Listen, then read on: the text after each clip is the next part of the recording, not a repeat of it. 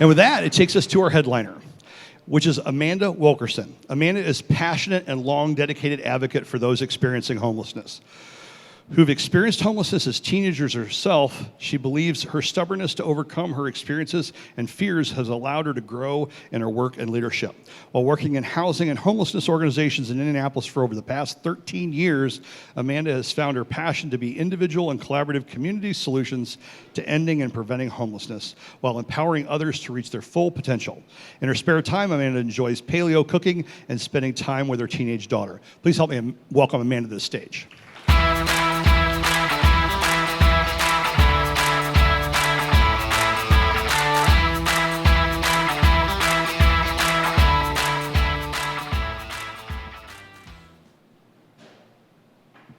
Fear. What is fear?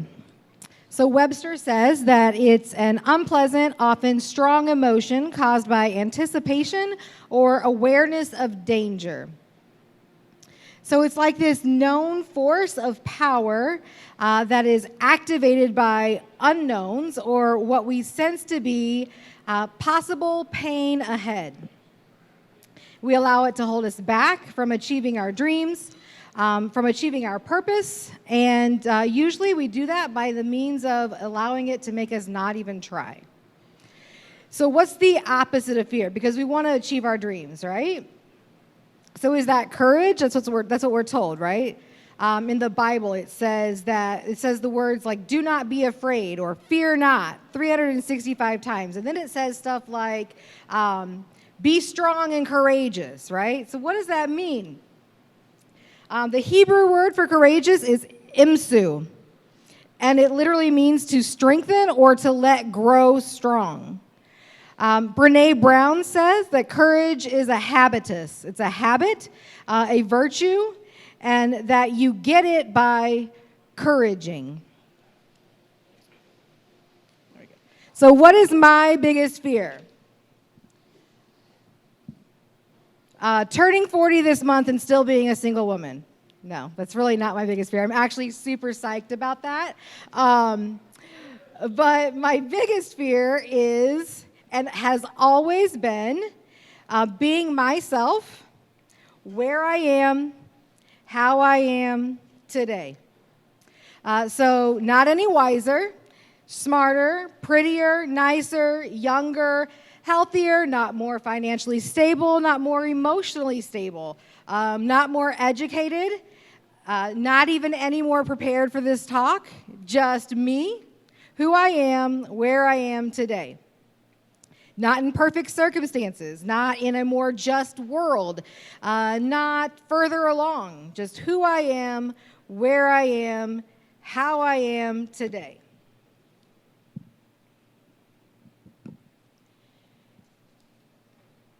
So here I am in some typical pictures of me. As you can see, there's something about me that just tends to make me stand out in a crowd. The left top picture there, you can see me. I'm the only girl amongst my brother and my cousins in my age group in my entire family. And that sort of started the ball rolling, and it's been a theme ever since.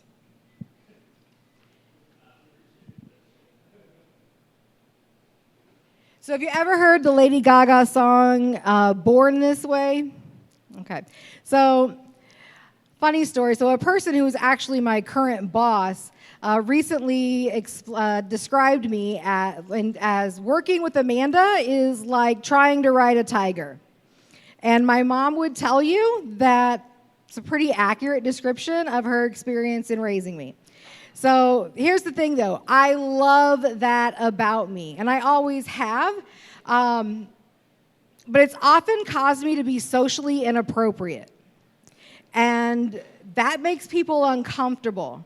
And that makes them then want to shove me back in a box that makes them feel more comfortable, right?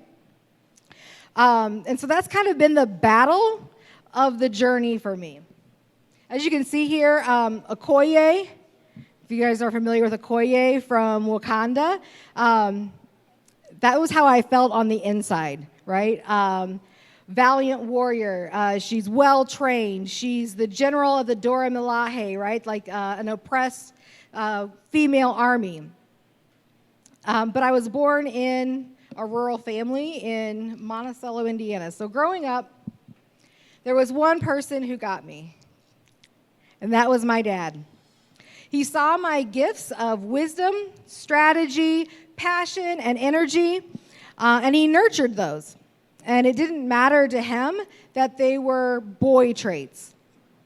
It will never cease to amaze me how he taught me the foundation of who I am and how to live a life of helping others and to affirm me that I could be whatever I wanted to be from a very young age. He passed away when I was 13 years old, but he gave me that foundation. On the right, you'll see a picture of my husband, Marvin, and my daughter, Olivia. And I would say that in this current moment of who I am, where I am, and how I am today, probably the most terrifying part about that is her father passed away. My husband passed away about 5 years ago. And so now I am that female leader that is her guide in being herself and growing into her purpose.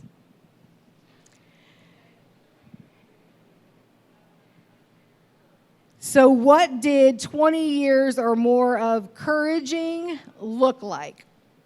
So at 17, I became a homeless teen. That was when my mom remarried, and I didn't fit in that box.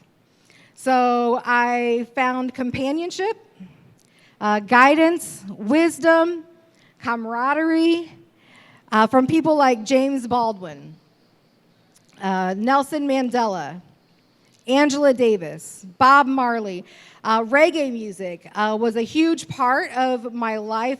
It's the music of oppression and spirituality and politics and justice. And that gave me the keys to not only understanding myself, but how love wins and how we need each other to get there. They also taught me how to fight and focus on love instead of fear.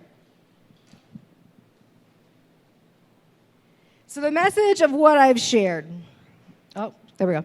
I'm just so grateful for the journey. I'm grateful for the pain. I'm grateful for all of the battles. I'm just so thankful for that fire in my belly, the endless, stubborn energy that gives me so many bumps on my head. To seek justice, right? And compassion and that ability to connect with people. So Okoye, again, she is from Wakanda, if you guys are familiar with Black Panther in the Marvel comics. And so she's an army general. Their army is made up of all female warriors. And she is loyal to the throne, no matter who sits on the throne. That's her strength and her character.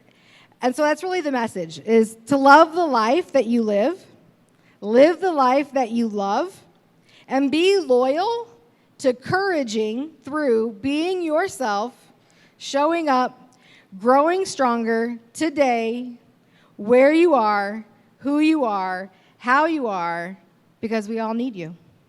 Thank you.